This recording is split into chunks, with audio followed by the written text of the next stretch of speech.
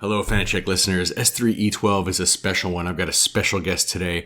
He's a man with many names, many disguises. Some of you know him as Charlie Butts from Escape from Alcatraz. Some of you know him as Doobie, the cab driver in Planes, Trains, and Automobiles. Others of you might think of him as the donut-eating cop in Home Alone. I like to think of him as Tom Pepper, the fake Kramer in Seinfeld. But I've got friends who are like, no, that's Carl from Billy Madison. Yet others, not friends of mine, know him as Mr. Heckles from Friends. And then the really cool people think of him as Old Joe, the junkyard owner on Breaking Bad. He is Oscar winner, improviser, writer, stand-up comedian, actor, thought provoker, and now writer. Larry Hankin. The book is That Guy, a cautionary memoir. Larry Hankin is one of the most prolific character actors of all time. 196 credits on IMDb with more to come. He's 85 years old, going strong, and he spent about an hour with your boy Fanachek. So, enjoy.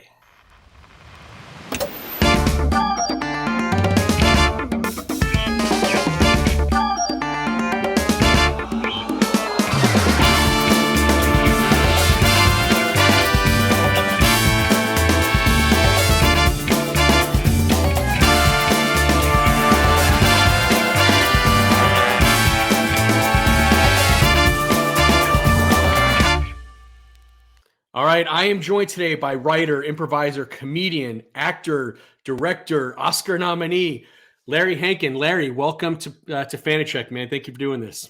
Well, thank you for having me. I could not be more amazed. So what I do typically on Fanachek, just so you know, is I'm obsessed with the work, the credits. I go down IMDb and I talk about what actors work together and directors, and I'll go down that rabbit hole. So when I had the opportunity to work with you on this podcast, I thought, well, this is going to be a layup. This guy's been in everything, 200 plus credits. I have so many things to talk about until I read your book. So the book, of course, is That Guy, a cautionary memoir, which we'll talk about. I bought it on Amazon. I gave it the 5-star review. Oh, great. Thank you. Yeah. But I realized that that's not what I'm going to do with you, because your IMDb credits are not your life's work, are they, Larry? No, they're not. What do you consider to be your life's work? Well, I was just thinking about this last night. Well, I consider myself, I had a definition last night. Well, I consider myself a stand-up anthropologist, really. That's kind of my life's work. I just figured that out. No, I didn't know that all along, but it's been true all along. That I really I really like the anthropological history of Homo sapiens. And then I look at it like today, us today. And I go, wow, man, we don't know our ass from our elbow. And it took you 85 years to figure that out, huh? Pretty much, yeah. Wow. Well, maybe I figured it out maybe 80 years or 75 years. I've been knowing that for like a while. Sure. And I think I have it. No, I'm writing another book where I wrote that down. Okay. So is that what I have to look forward to, Larry? Is to realize, we don't know our asses from our elbows? Well, I guess so. I mean, it's really difficult writing a second book. The first book, it's like stand-up comedians. This is where I learned this in stand-up. They said when I first started, they said, I was trying to get an album. A comedy album. Sure. This is way back in the 60s, the 70s, the 80s. And it was very difficult. And so I couldn't get and I thought, well, what, I don't know. It's just that I don't know if I could do another second book, because the first album of a comedy is your collection of everything you did up until you started to think about getting an album for comedy. Sure. So you have a couple of years of stuff before you start thinking about an album. A lifetime full of material, basically. Right. And then the second album is you start from scratch. Right. And then you go, whoa, holy cow. I mean, how do I do my second album? I don't have anything at all. Sure. I used it all up in my first album, all the best stuff. So that's kind of the second book. And it's also, I feel like Oh, I'm sorry, I didn't mean to cut you off. No, it's daunting. I also feel like too, it's almost like an ignorance is bliss. Like you don't know how much work the first one's going to be, and so once you've done the thing, the Yeah. idea of climbing up that mountain again, you're like, I don't know if I have that in me. Yeah. Yeah. No, that's exactly right. Yeah, I've heard like Jerry Seinfeld talk about that, and so did oh gosh, Tina Fey talking about how they don't think they could do big shows again because when he did Seinfeld, of course, when she did 30 Rock, they didn't know what they were getting into. So they created these big juggernaut shows, and now that they know the work and the time it takes, they're like, I couldn't do it again. Like that's just too much. And had they Yeah. known that, they may not have done it the first time. Exactly. And luckily, I had been kind of writing a book all along in that I was taking stories that I saw, that you saw in the book, that you read in the book, all those things that happened to me all along the way, I would be telling people about, just talking, saying, hey, how was the Friends show? Oh, this happened and that happened. And I would tell that story over and over again. I kind of solidified it, just telling about Friends. Sure. And then somebody said, well, why don't you write a book about it? You're going to forget it. I think it was me who said it to me. And I thought, yeah, I better. So I called a friend who is a disc jockey and a podcaster like you. And I said, hey, we did a podcast. And I said, I have a lot of stories. He kept on asking me about them. And I told him, I said, I should be recording these. And he said, well, I am recording them. We're recording them. We're doing a podcast. And I said, no, I mean, like, I got about like 30 or 40 of these shows that I did that are great stories I've been telling. And he said, let's record them once a week. We'll meet on Saturday on the phone or, on the tube. And he'll record them. He'll really record them. Right. Because he lives in New Jersey and I live in California. Mm-hmm. So I said, yeah, okay. So we did that for about 8 weeks and we got about 8 hours of stuff. And that was the book. So I didn't have to write anything. He just recorded it. And then there's an app. There's an app for that. Microsoft has an app that you can talk into it and it'll type it out. Right. So he had one of those. He just took his recordings and he pushed it in and it typed it out. And then I just rewrote that, or I edited that. Sure. That was kind of easy, just rewriting sentences for reading instead of hearing. So that's, I don't have that for the second book. Sure. I got to start from scratch, and it's really, I've tried. I'm trying. It's really hard to come up with that much material. Sure. Well, and to speak to your point, some of those stories you've been telling for so long, you've shaped them. You know the beats, the rhythm, what works, what doesn't. Yeah, I mean, you like you said, you already had it written. You just had to get it recorded, essentially. Exactly. And now, not only am I trying to, come up with these things, these interesting stories from my life, because my show business history is in the book. That's yeah. So my life, and that's even harder because stuff I did 20 years ago that I didn't think I would ever use because it wasn't show business. Right. Reality, like girlfriends or where I lived or what I did when I was homeless. I was homeless for a year. Sure. But and it was really interesting. I that would be great to write about. I'm kind of writing about that. That could be a book in itself, just that year. Yeah. Well, you just said that. It's a year. Basically, what I did was I took my life in that year, and I just gave it to a character. Okay. So I didn't. But sometimes I call him Larry. Sometimes I call him.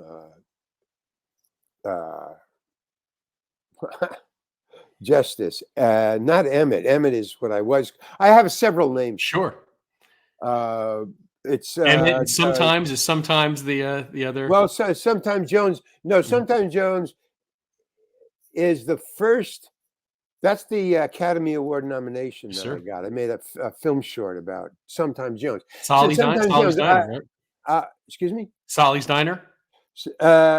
Solly's Diner, right? Yes, sir. Yes, sir. And the thing about that is he was Sally's Diner and Sometimes Jones was the character I made up for my younger life. I was like 30, Mhm. in my 20s and 30s when I did that and made up. So anything kind of Sometimes Jones. I wrote a lot of stories about Sometimes Jones, but they're all for someone 18 to 25. Okay. So I can't write that or play that anymore. So and I got into show business. The book starts when I graduated college. So I Right. must have been about 18, 19, 20, around there.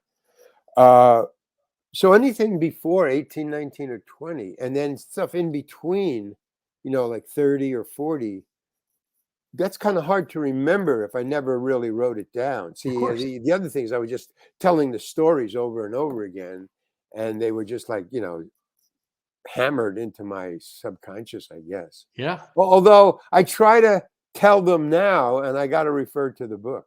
It's really funny. Hey, maybe that's a great way to sell more books. Hey, I don't remember the story. Buy the book. Buy the Well, book. that's what I do. I say, well, you got to buy the book. You got to buy it. If you don't, On the other hand, I can take it on the stage because Mhm. that's how I was doing. Every once in a while I would take one of the stories and take it on the stage. I was doing one-man shows Okay. in my 40s and 50s and using Sometimes Jones stuff and some stuff I was make up and some of the stories I was telling in the book.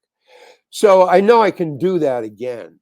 If I want to go back on stage or yeah, and sell the book that way, Absolutely.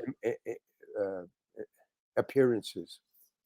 If I may, I wanted to talk about your early career. After because you mentioned college. After college, you went to Greenwich Village. You start working the open mics, and you're working around legends.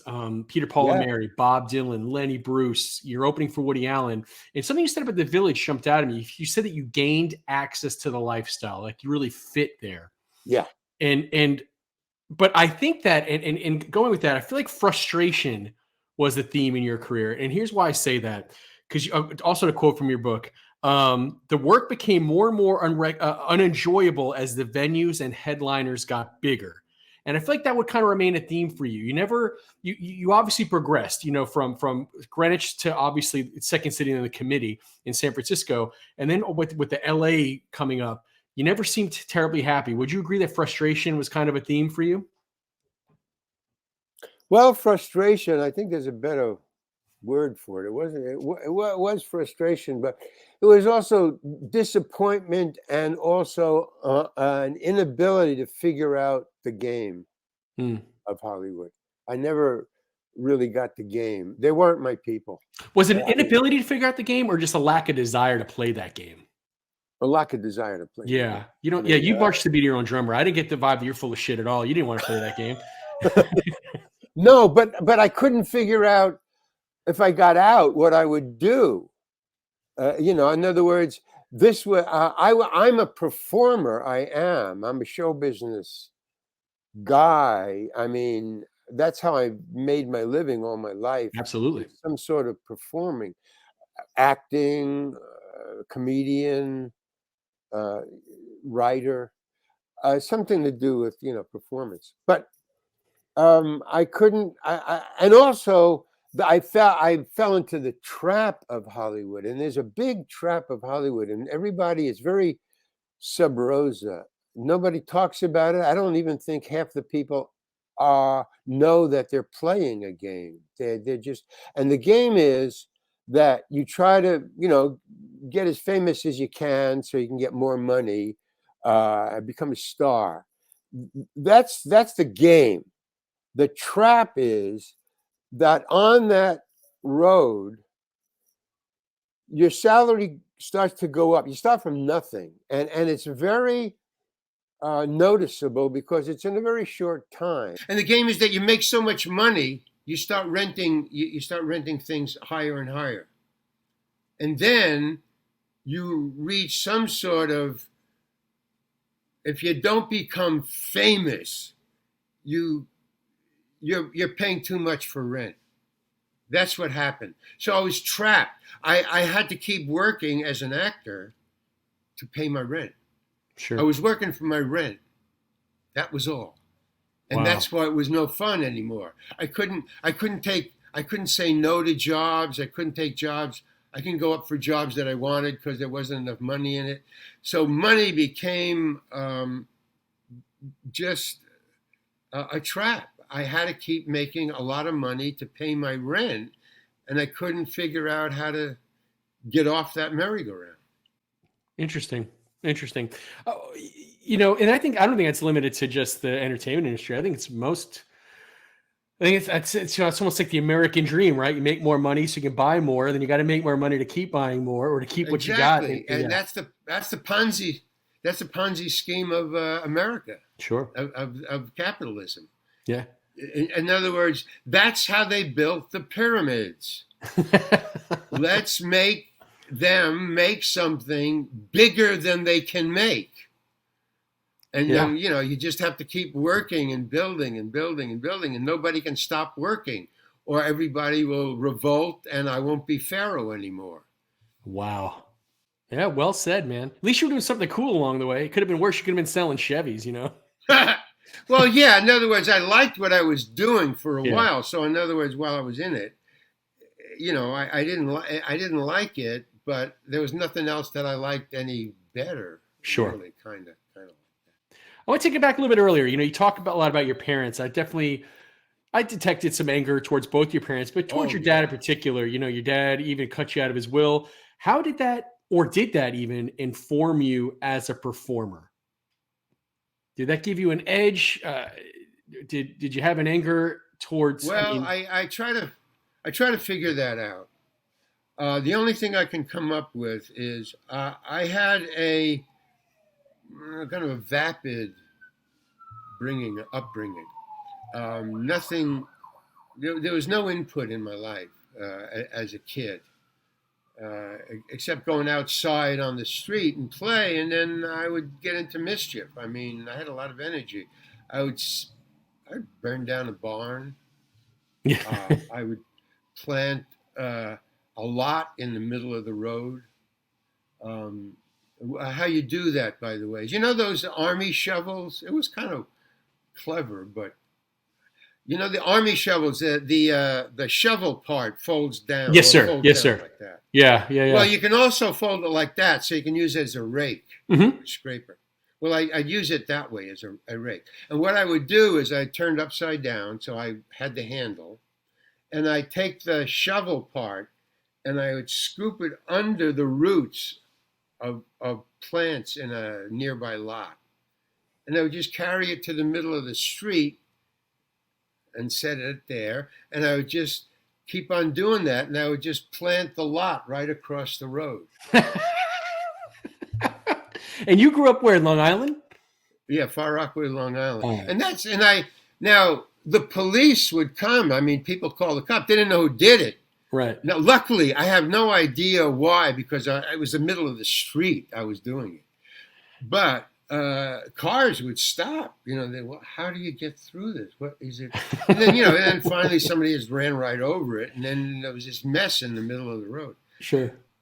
And then the police knocked on my door, on my door, not my door, my family door, and they said, could you please come out? They said to I think it was my father or mother, could you please come out and look at that? So I went out and looked, and I said, to me, it's, man, they crushed my work, And they said, somebody said that it might have been your son that did this. And my mom said, no, he's been with me. I mean, she just bold-faced lie. I mean, she didn't even ask me, did you do that? She didn't question. She just said, no, he's been with me. And throughout my youth, I noticed that my mom was lying for me a lot. Firemen would come to my door and say, where was your son in the last hour? Oh, he was with me. Okay. But, I nearly burned down LaGuardia Airport, man. Oh, gosh. I don't know, some airport, Idlewild, whatever. I think it was maybe Idlewild. It was on the island. I set a lot on, I set a billboard on fire. That wasn't in the book. A wooden billboard on fire. And this is when I was about 6 or 7. And the billboard caught on fire. I just wanted a little grass. I started a fire in the grass behind the billboard, so it would hide the fire. But the wind blew the fire into the billboard. And the billboard was wooden, and this huge blaze, and we tried to stamp it out, but that's 6-year-old, 7-year-old kids trying to stamp out a big blaze. So we just ran. I said, "Okay, everybody, just let's get out of here, man." So I don't think I had man down yet, but that came later. We ran away. I ran home. I just went into my bedroom and just stayed there. And then, sure enough, knock on the door, and there was this fireman all dressed in, his fireman costume, smelling of smoke. And the fire was only like 3 or 4 blocks away on this main highway. And they said, "Where was your son? There's been a big fire down there. There's a bunch of kids. They say your son was with them." "No, he was with me the whole time."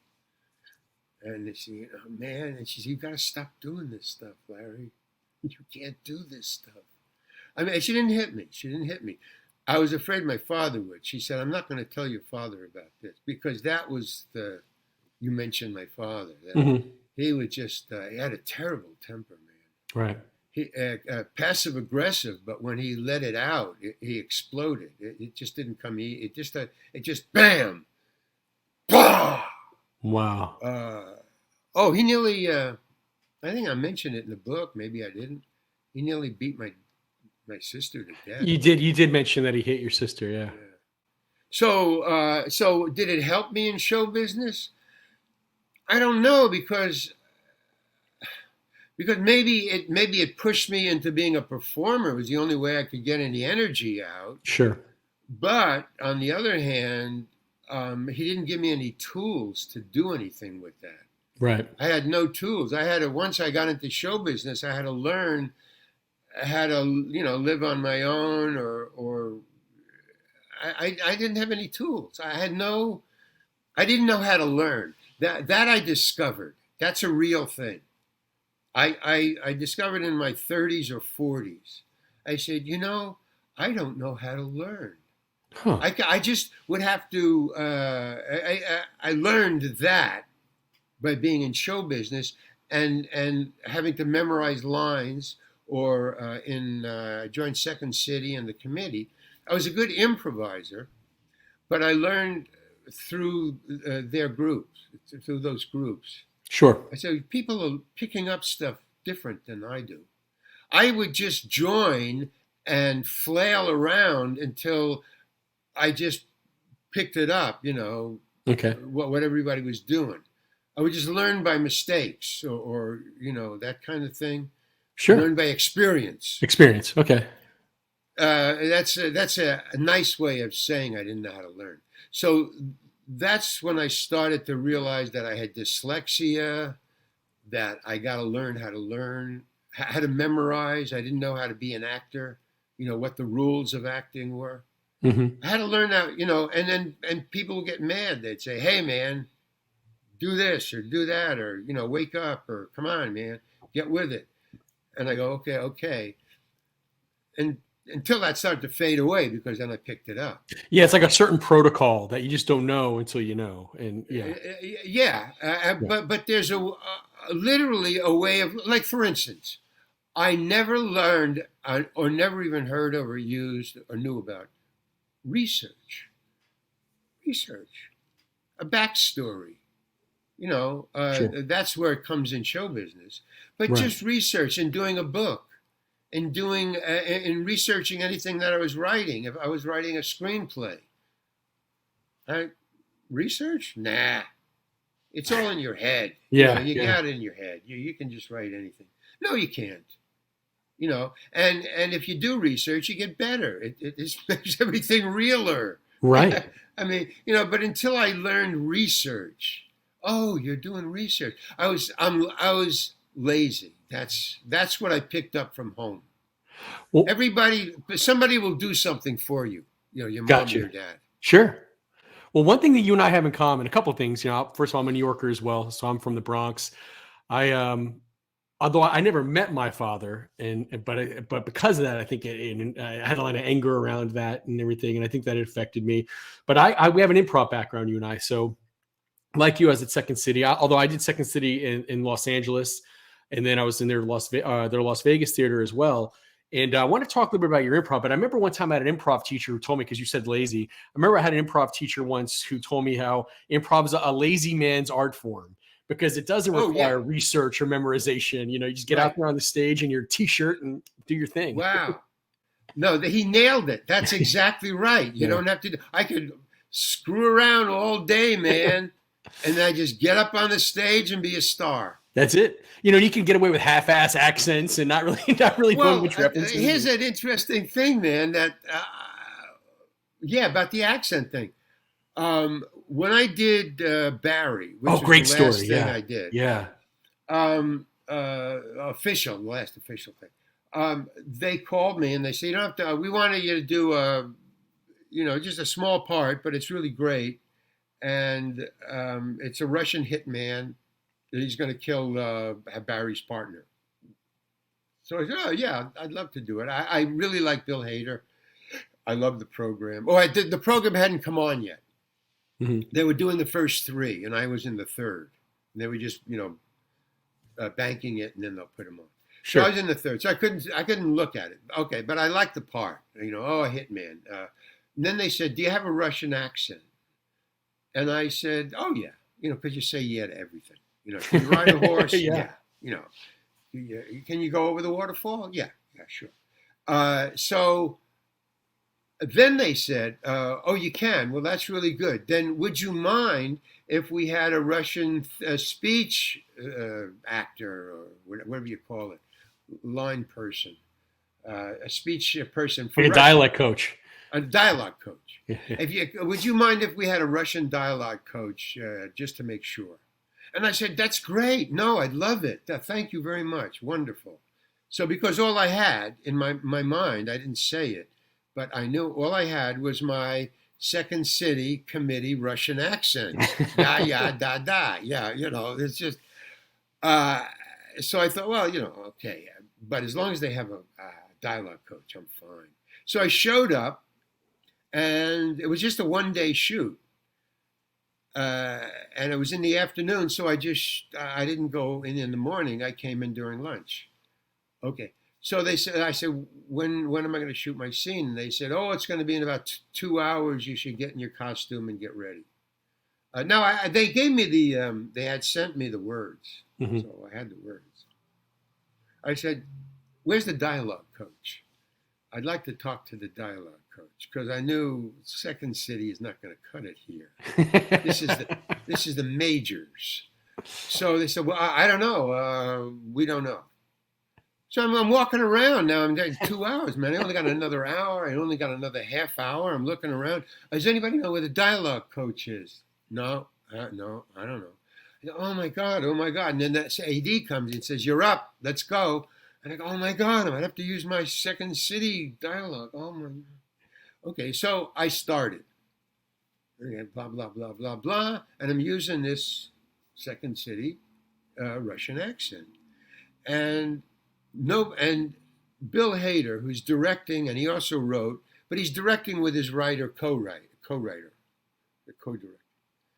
Now, there's the 2 people who carry me in, who lead me in. Don't carry me in, they lead me in. They're my friends, my Russian friends lead me in. And there's the guy I'm going to hit, guy I'm going to kill. So that's 3 people. I'm the 4th. Okay, and he's directing. And he's directing everybody but me. He's not talking to me at all. Do this, do that. Okay, let's do it. Take 1, take 2. Directing. Nothing. And I'm thinking, oh my God, I got this. I can't find a dialogue coach. He probably knows I'm doing a committee accent. He doesn't want to talk to me. I'm fucking up. I'm going to be fired. He's not talking to me. I don't know what's going on. Blah, blah, blah. We're shooting the whole afternoon. And now he's on, and you do roundy. Mm-hmm. What you do, a little bit of all you. And the star, the lead of the scene, the one who's pushing the scene, you do him last. So he can rehearse all the time until you get around. So boom, boom, and then they finally get to me, and he's really doing a lot of work on me, but he's not talking to me. He said, "Okay, let's do it again," and I'm thinking it's my accent, Right. and he's changing the camera. Finally, it's over. So this is all tense to me. I mean, this is not fun at all. I thought it was going to be fun, but he's not talking to me, and the accent thing, and I can't find the dialogue coach. So all too much. He said, "Thank you very much." Doesn't say anything to me. Okay. I leave. I change into my street clothes. Now I'm going to go home. I pass through the set. I go over and I say, I gotta find out what's going on. So I go over to Bill and I say, "Can I talk to you for a second?" He goes, "Sure." You know, he's always happy, very nice. Right. I said, "Why didn't you direct me? You were talking to everybody, man. You were telling them to do this. You were doing that. And nothing. You never talked to me. Why is that?" And I'm expecting him to say, "Well, I was going to fire you, but let's get on with this." And he said, "Well, you see, me and my partner," and his partner is standing there. He says, "Me and my partner, when we wrote this part, we didn't write it the way you were doing it. And we didn't know what the hell you were doing, but you were doing something great. And since we didn't know what you were doing or where you were coming from, we said, hands off, leave them alone and let them go." Wow. And I said, "Are you serious?" And he goes, "Yeah, why?" And I go, "Oh, I just wondered why you weren't directing me." And then his partner said, "Come here, I want to show you something." And I said, "You're not going to show me what I did, are you?" And he said, "Well, come on." And he shows me the scene, that they take. And I go, "Wow, that's really good." And there was this woman watching with us. The three of us were watching. Right. And I'm going, "Wow, that's really good." I didn't, and I said to her, "What do you think?" And she said, "Yeah, that's really fine." I said, "Have you seen, do you work here?" And she said, "Yeah." I said, "Have you seen the dialogue coach?" And she said, "I'm the dialogue coach." And I said, "How was the accent?" And she said, "It was fine." She was probably from Second City too. No, no. She was a real, honest to God, Russian dialogue coach. And she said, "No, I have nothing to say. You were fine." You had a killer accent, you even know it, man. Well, I guess, but that's how I went through show business. It was always, I didn't know what was going on, really. That was all. It didn't have to be bad or good. Just tell me what's going on. I love it. One thing that you talked about, man, when you were talking about your improv, that you have to have done improv to understand this. I almost got chills when you were writing about it, which was when you were talking about the committee, talking about editing the scene. It was when Carl Gottlieb was now doing the lights. Right. I found so I never had a light. I never had to operate a light, but I had to edit scenes from within, like swiping a scene or whatever.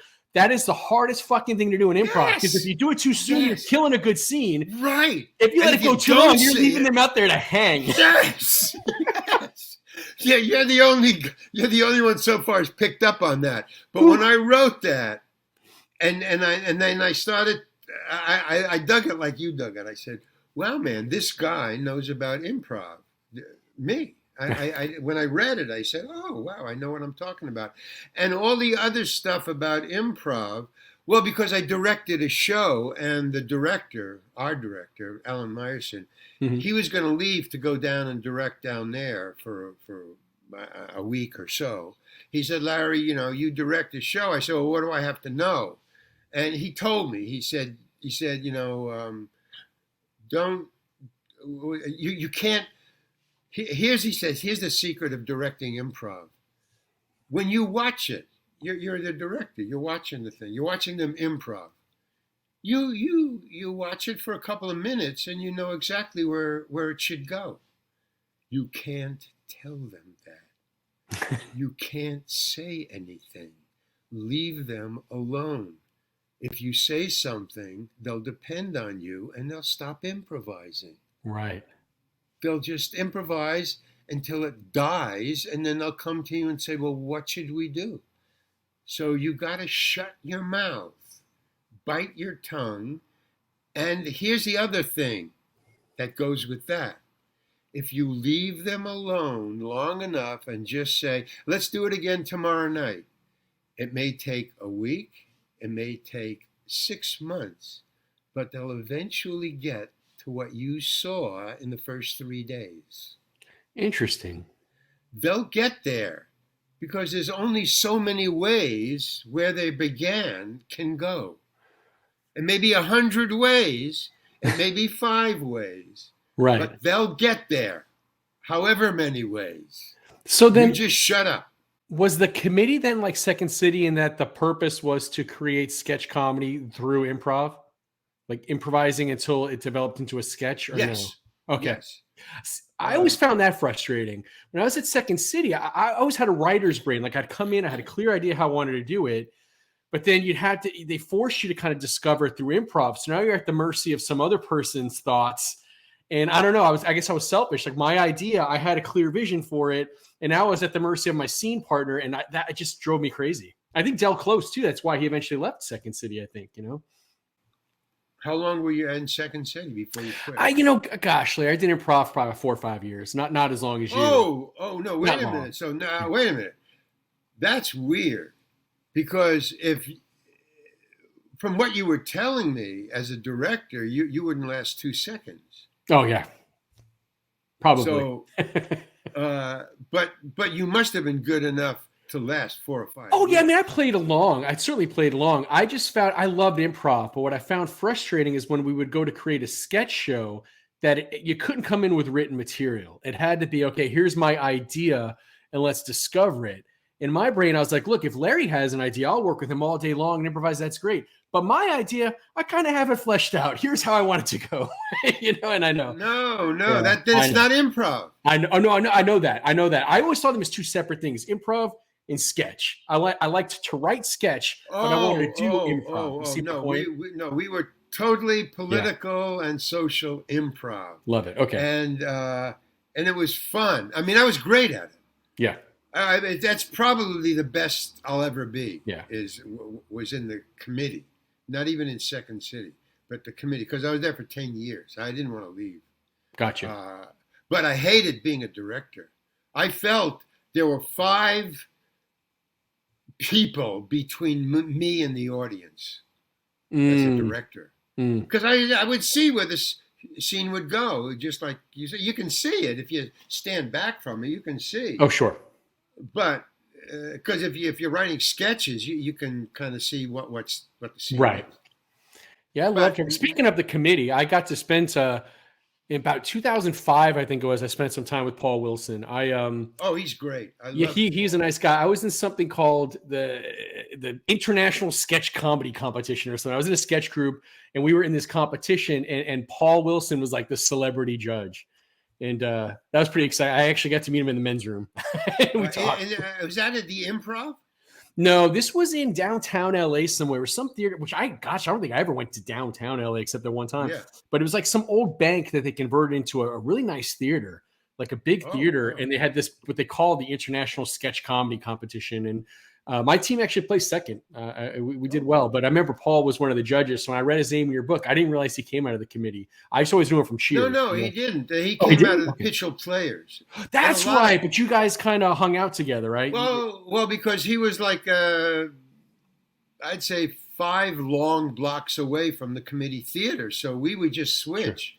He would come in and just do our, we did 3 shows, 2 shows and a complete improv show.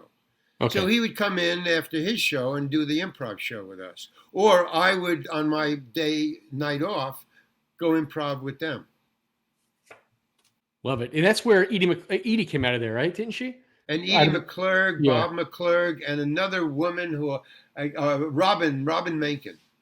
Those 4 people were great. Mm-hmm. Edie McClurg was incredible, and Robin Menken was incredible. And Paul Wilson, incredible. I would just go watch them. That's awesome, man. And so when you're there, it just sounds like, so you're in San Francisco. It sounds like at that period of time, the committee's huge, but then everyone starts going to LA. Like you were like the last holdout, it seemed like. Were they just giving away sitcoms or what was that like back then? It seemed like everyone was becoming famous. Well, it was a weird anomaly in that if we took off a week, or a couple of days, to go down and audition and look for representation so we could become famous movie stars down there, if we took off, we would have a very hard time getting auditions. I mean, you're like any actor, you have to call and make appointments, or we don't have time. It's just very hard to audition and get a representation. Sure. But they would fly up because we were in a hit show. So the casting people and the directors would fly up to see what the heck is going on up there. They're packing the house every night, which we were. So they would fly up and they would see us and hire us. I mean, you can't get a better audition than your own show. Yeah, that's fantastic. And Second City was just far enough away, whereas San Francisco is the easier trip. Yeah. Yeah, this was a cheaper trip for the same talent, kind of. But the curse was that they took us too early. In other words, everybody was leaving and we didn't get our chops down good enough up there, so we became half-assed. So none of us became real stars down there. We just became character actors. Whereas Second City left you alone. Hollywood Understood. didn't go there. Right. So you could be there for a year or two before you were discovered. And you had enough chops and tools to make it in Hollywood. But none of us had enough tools to make it. We didn't have that fire in the belly. Chicago gave you a fire in the belly. It was far away. Hollywood is far away. We got to be great. But now it's down there. We can go anytime. So we didn't. Gotcha. I catch you long enough. I know you're so kind. I had two quick questions for you, and maybe they're quick. We'll see. But looking back, Larry, would you change anything? Everything. Everything. I don't know. I mean, I had a great life. I think about that too. When I write this book, I'm thinking, well, this will probably be my last thing. Then I'll either go back on the stage, but I don't know anything else I would do. My attitude, I would change my attitude. I wouldn't change anything about what I did. I loved the arc of my life, but my attitude, I had a chip on my shoulder that was just, and that comes from my family. I mean, I didn't know how to change my mind. I didn't know how to do research. I didn't know what was better. I thought where I was always great. Got you. And if I got great at where I was, then I would go to the next level. But you got to be great where you are and do research about what the next level is, because it's different than where you are. And I just thought it would be the same, but it's not. And I never, like when I was there doing a stand-up comedy act, I met all the great comedians. Right. But I would just meet them. I wouldn't think like them. What they were thinking was, I want to have a show of my own, or I want to do arena shows eventually from the coffee house. Right. Or I want to do nightclubs. And I never thought that way. I thought, I'm here forever. I wanted to be a stand-up comedian forever. I wanted to be in Second City forever. I wanted to be in the committee forever.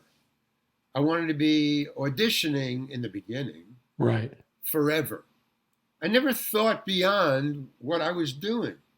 So that kind of, you have to think, be here, think ahead. Sure. Be here, think ahead. That reminds me of a quote of yours. I wrote it down. There's no such thing as selling out. I gave up because I had no solid dream. Wow, that's brilliant. That was you, man. Yes. I realized that. I don't know, I mean, because you said that. Yeah, I mean, that's been told to me. Mm-hmm. So I just repeated it. But Fair enough. I didn't make that up on my own. But Gotcha. That's true. Don Quixote said that a long time ago. The impossible dream. That's what he was talking about, man. And he's my main man. Don Quixote? Cervantes, Don Quixote. Gotcha. Because he was the great pretender. He was me. and he thought he was more than he was, and through that he became other than he was, which was better by far. He was pure. He just wasn't who he thought he was. Well, on that note, I'll wrap this up, Larry. I appreciate you doing this. Let's talk about the book. Where can we purchase the book? It's Amazon.com is the best place to get it. You can get it at any bookstore, I hope, I think. I don't know. So that. But you didn't ask me about my life. Yeah, we talked about show business. See, you fell for the trap. Maybe the next time we'll get there, man. I don't want to keep it too long, but believe me, I could. No, I have a lot more notes. How long have we been doing this? We've been on for about an hour now. Wow. Oh, okay, cool. Yes, sir. All right. Well, maybe down the road. I would love to, Larry. Actually, I'm gonna reach out to you. I'll email you. I'd love to get you back on because one thing I'd like to do is actually maybe talk about some of the credits. Which, by the way, I'd be remiss if I didn't say I've seen a lot of your projects. Obviously, grew up watching you. You're part of everyone's Christmas now between Planes, Trains, and Automobiles and Home Alone. Right. But my favorite has always been Charlie Butts. Name, kid? Charlie Butts. Charlie's butt? Butts. Charlie Butts. You got a funny friggin' name, kid. Yeah, what's your name? Al Capone. I thought you was dead. Me dead? I got too much money. I'll never die. Charlie Butts is my favorite. That's the best. That's the best I ever did. You know why? I'll tell you why. If you got a second. It's that that's me. That is Larry Hankin. See, I didn't know how to act. And Don Siegel, who cast me, he didn't audition me. He talked to me. He called me in and talked to me. And he saw I didn't know my ass from my elbow. He didn't know. He knew that I didn't know how to act. And that's what he wanted. Because all through the movie, he kept on telling me, get in here, get in this scene. Well, what am I doing? I don't care. Just get in there. Right. When Clint cut his fingers off, the guy Clint did. But Clint when did the guy cut his fingers off, I'm not in that scene. I wasn't written in that. He said, get in there. I go, what am I doing? He said, the guy's cutting his fingers off. Just get in there. Don't worry about it. Just get in there. I need people in there. He always said, I need another body in there. So I got in there, and then, and I said, well, this is, and then when it came time for the guy to cut his fingers off, he goes, boom. And then he goes around and he gets a reaction shot from everybody who was in the shop. So he goes, okay, hey, Larry, give me a reaction. And I go, oh, my God. And he goes, no, throw up, vomit. And I go, so, and that's my part through the whole movie. And then when the movie came out, they gave me co-star credit. That's amazing. Yeah. It is, because I didn't audition for that. They didn't tell me that. What a nice surprise when we saw that pop up on the screen, huh? Oh, it blew my mind. He just said, hey, we're having the cast and crew screening. Right. So I went, wow, co-star. I didn't know. But that's how they treated me. And that's why it's your favorite or my favorite. It's because it's real. I was just reacting. I wasn't acting. And that's the key to acting, is just react. And have your lines down. That's the other thing. I love it. Yeah. Well, Larry, I promise I will hit you up and beg you to do this again. I've enjoyed so much talking to you. I enjoyed your book, That Guy, A Cautionary Memoir. Larry Hankin, well, thank you, but it's great that you were in improv too, so you kind of got what I was talking about. Oh, absolutely, man. I did, and we'll do this again. I'd love to have you back on. Cool, man. Okay, all right, Larry, have a great rest of your day, man. We'll talk soon. Bye. Bye. Oh, man, that was fun. That was special. What a great guest. What a mensch, Larry Hankin. So check out the book. I bought it on Amazon. I know it's also available in bookstores. It's called That Guy, A Cautionary Memoir. Hit me up on Facebook. I am Real Fanachek. I'm always looking for more friends because I'm needy that way. Hit me up on Twitter at Fanachek Podcast, or you can email me, fanachekpodcast@gmail.com. Of course, I got the YouTube channel. Hit the link. You can watch my interview with Larry Hankin. Watch the magic that the two of us have. He and I were soulmates, basically. But what I really need you to do, listen up, stay tuned for the next exciting episode of Fanachek.